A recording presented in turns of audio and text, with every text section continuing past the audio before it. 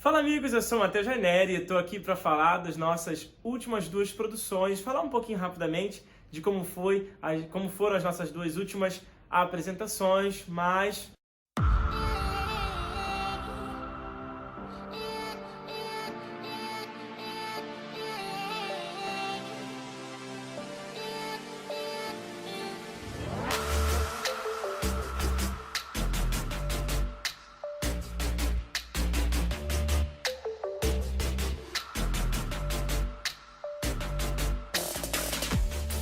bom, aqui no canal no YouTube você vai poder conferir várias cenas, performances, números musicais das nossas duas últimas produções. E eu tenho um prazer enorme de falar, de dividir aqui com vocês quais foram essas duas últimas produções.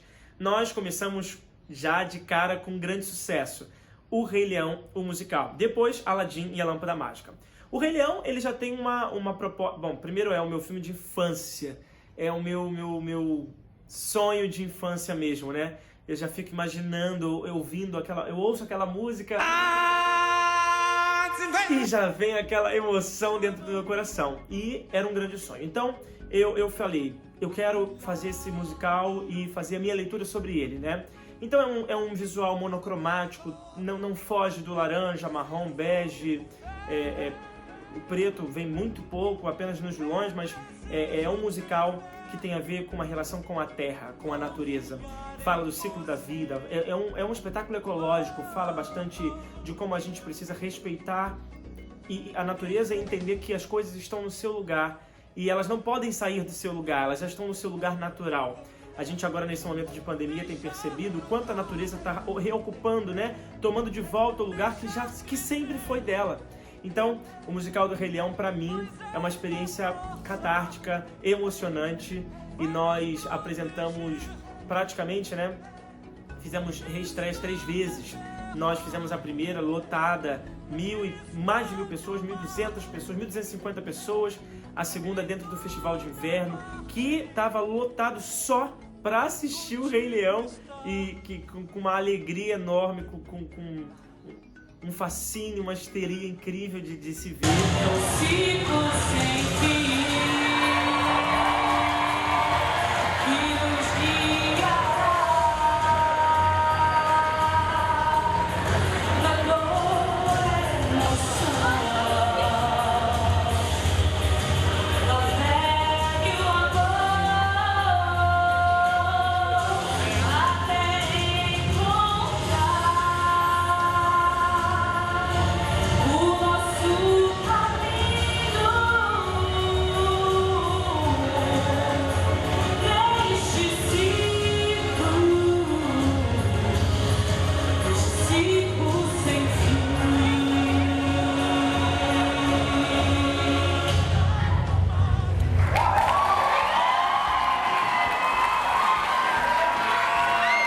E depois nós reestreamos em janeiro desse ano de 2020, foi nosso último espetáculo. E que alegria ver tudo de novo, né? Toda a alegria novamente de ver o nascimento de Simba, de acompanhar essa trajetória do Simba, do encontro com esses dois grandes amigos que é Timão e Pumba, que são personagens tão lindos, tão característicos.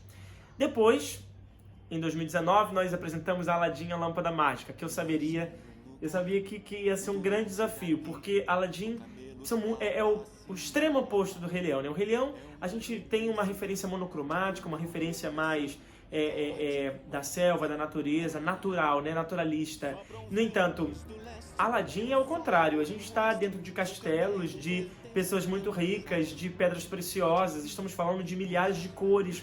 Estamos falando, inclusive, de uma cultura muito diferente, né? Se em Rei Leão nós precisávamos usar o antropomorfismo como uma linguagem, isto é, a gente precisava humanizar animais, agora em Aladdin a gente vai estar falando de desigualdade social, de relações de poder, de casamento, de uma religião muito distante, diferente da nossa, e claro, de um espaço mágico, né? Lá no Rei Leão, nós não tínhamos esse ambiente mágico, era a natureza, o leão brigando com o outro. Aqui, em Aladdin, nós temos um ambiente mágico de um gênio azul gigantesco. Estamos falando de 3 desejos que podem ser realizados, de uma lâmpada, de um tapete que voa. Estamos falando aqui de um cajado de serpente enfeitiçado que hipnotiza.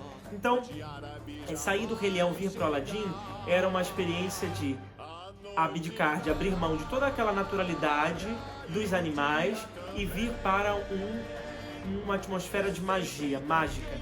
E um sucesso estrondoso, né?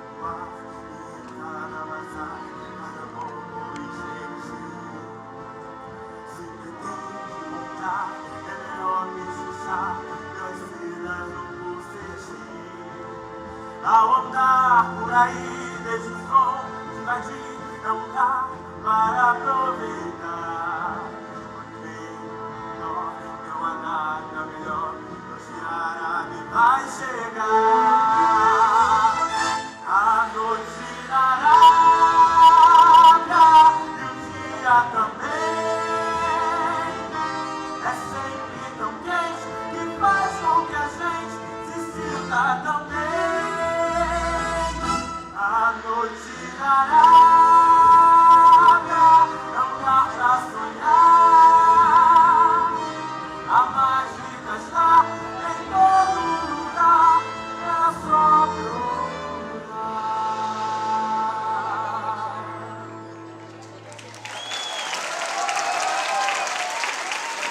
Quase 4.000 pessoas assistindo a nossa curta temporada aqui de Aladdin e eu fiquei muito feliz. Depois nós fomos a Nova Iguaçu, quase 1.000 pessoas lá em uma única sessão. Realmente, Aladdin é uma história comovente, emocionante, que tem o seu discurso atual, né? O seu atual discurso feminista também, em alguma medida, de uma princesa que quer ter voz, uma princesa que não é como as outras da Disney, né? Ou das outras dos contos que nós conhecemos. É uma princesa muito decidida, né? Ela nunca teve dúvidas do que ela queria, ela sempre foi muito certa daquilo que ela precisava defender. E para mim são questões atuais, importantes, que a gente tem que sempre ficar falando, né? Sempre ficar levantando, enquanto for necessário. E esperamos que em breve não seja tão necessário mais assim, que as pessoas entendam o lugar da mulher, que as pessoas entendam o lugar da liberdade, com mais clareza, com mais nitidez, com mais, de maneira mais democrática, né? A liberdade para todos, não para alguns. Então, acredito que Aladdin é um grande sucesso e foi pra gente um grande sucesso por conta disso também.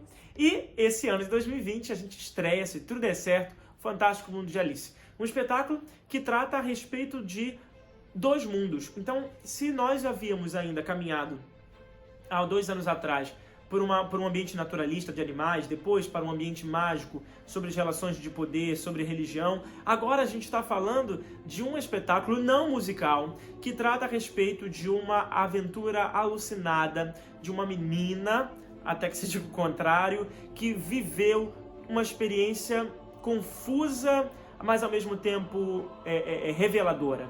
Ao mesmo tempo que Alice tem dúvida de tudo que vê e pergunta tudo que vai acontecendo, ela vai fazendo muitos questionamentos, ela vai aprendendo muito sobre si mesma.